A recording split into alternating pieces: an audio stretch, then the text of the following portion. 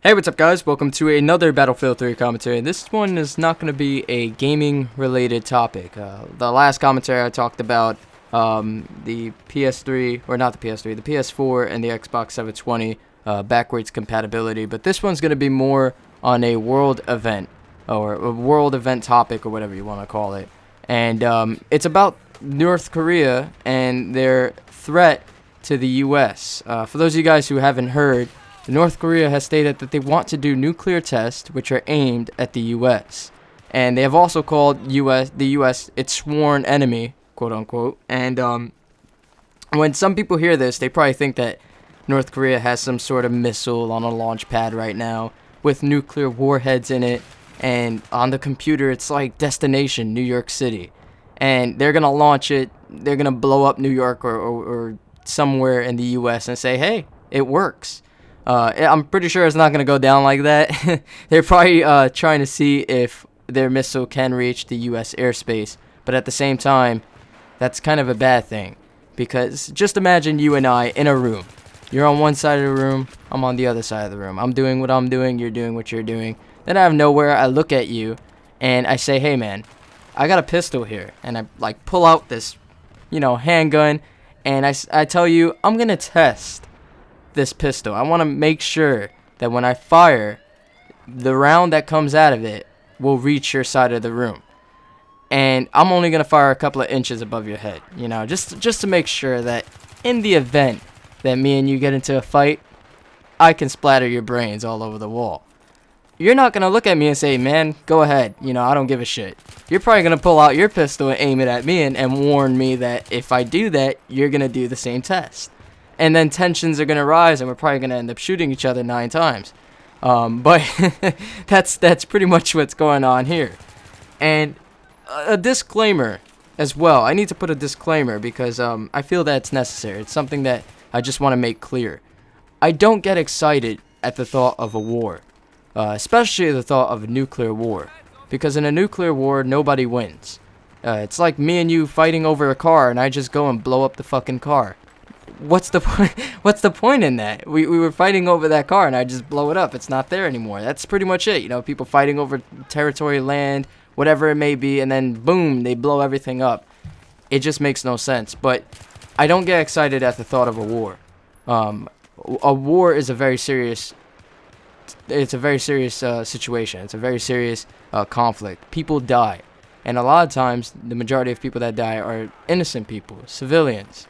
And it's something that it's never fun, and it's a serious situation, and I never get excited at the thought of a war. Some people, they see that I play video games and stuff like that, and they think that I think a war would be awesome because it would be like Call of Duty Live or Battlefield Live or something like that. I don't know. I never get excited at the thought of a war. I look at war the same way I look at other hostile situations in life or other dangerous situations in life. Like, for example, I live my life in a manner in which I don't go out looking for fights. When I go outside, I'm not like, hey, what the fuck you looking at? And I just punch people in the face all day. I don't do that. I'm a cool, laid-back person. I'm friendly, and I live that way. But in the situation where a fight comes to me, I'll take every step necessary to avoid that fight. Because I'm not that type of guy. But in the situation where I've taken every step to avoid that fight, but the fight is still at my doorstep, I will see it through, and I will kick that guy's ass.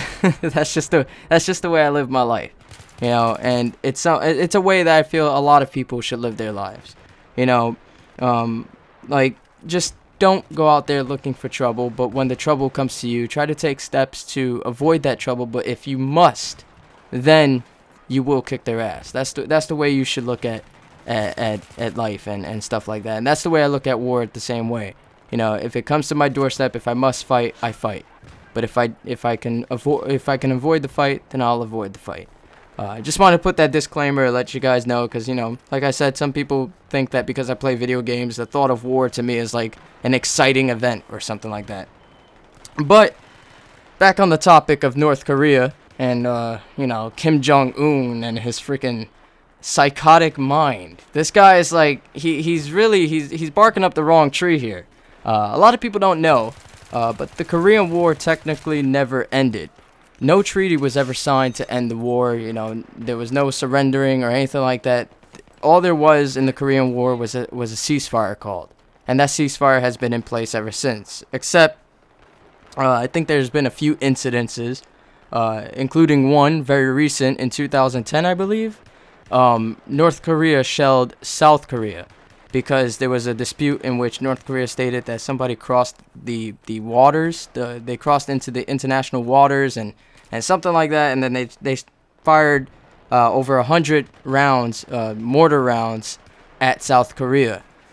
And tensions rose at that point as well. But the Korean War has technically never ended.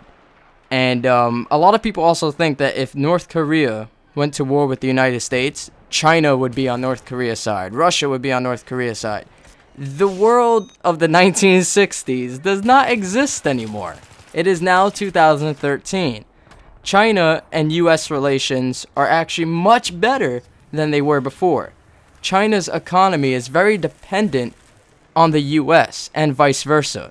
So if they value their economy, which I believe every country does, then they won't side with North Korea. They'll probably end up not taking sides. Russia and U.S. relations is much better than it was in the 1960s. Hint, Russia is no longer a Soviet state as it once was. The Soviet Union no longer exists. Now, does that mean that Russia and the U.S. are like best friends, BFFs and shit, and are going to go to the movies together and stuff like that? No, I'm not saying that, you know, the relationships of Russia with the U.S. and China with the U.S. are, you know, picture perfect. But it's not like, you know, as it was before, in the sense that if the U.S. went to war with North Korea, China and Russia would be like jumping all over North Korea, hugging them and stuff like that. The world is much different now. It's much more complicated and shit like that. And I tried, you know, with politics and stuff like that, I try not to include it in my YouTube videos. I try not to get too political and stuff like that, because politics are just boring and shit. And, well, not boring, but kind of depressing and annoying and a big headache when you talk about it. But this video is just like looking at facts, you know. And in the sense of North Korea going up against the U.S., it's pretty much one-sided. And the reason being is because the U.S. military strength far outweighs North Korea's military strength. And that's not a political statement. That's just fact. I mean, if you look at the North Korean Navy, their Navy is split into East and West Coast squadrons, because North Korea is kind of geographically situated the same way the United States is, in the sense that they have bodies of water on both sides. Like, for example, the U.S. has on the East Coast the Atlantic Ocean, on the West Coast the Pacific Ocean. North Korea has water on the East and West Coast as well. And these two squadrons in their Navy can't support each other. And what that means is that if we went to war with them and the East Coast Squadron of North Korea's Navy calls up the West Coast Squadron and it's like, hey man, I need some help, the West Coast Squadron can't help them because that situation just doesn't exist. That doesn't exist because they don't have the range to do that. And on top of that, North Korea has this country right below it called South Korea, which is what they'll be fighting as well. And it's just, it doesn't exist. And, you know, some people say they could put the West Coast Squadron boats on trucks and drive them across but that doesn't exist as well, you know. North Korea's Navy is very, very, very weak compared to the U.S. the U.S. Navy, which has 11 aircraft carriers, 43 attack submarines, 18 ballistic submarines, a bunch of other submarines as well, amphibious warfare vessels. We have the U.S. Air Force, which is very powerful, the U.S. Army, the U.S. Marines, even our freaking Coast Guard is part of the U.S. military structure. And we have special forces and stuff like that. We have a lot of jets. We have B-52 bombers, like radar planes and stuff like that, UAVs, Predator drones, stuff like that, unmanned aerial drones. North Korea won't be able to fight the U.S. military and win in the time of war. They'll just get their ass handed to them. So I'm not sure that I'm not sure what Kim Jong-un is thinking right now. Maybe he's just a little mad. Maybe he was playing some Battlefield 3 and he got owned. You know, maybe he hasn't updated his Battlefield 3 and he played before the patch. and he's getting owned by the USAS 12, and he's pissed off right now, and he wants to get back at the US, not knowing that the game was actually made by Swedish people. I think Swedish. Yeah, Swedish people.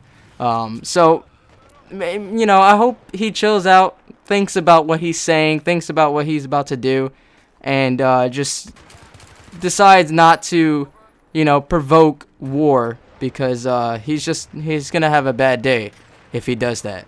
But I hope you guys enjoyed this commentary. It's an interesting topic. I want to know what you guys think about it as well. Leave your comments in the comment section below. And I think a loud car is about. No, never mind. That guy's engine is messed up. A car came down the hill. I have my window open so I can hear cars and shit like that outside. It's not that loud right now in New York City, but sometimes it can get really loud with sirens and shit. You guys know that. You guys who have watched my videos for a while, you know that for a fact. But if you guys have any opinions or whatever you want to voice in the comment section below, feel free to do that. And until next time, guys, peace.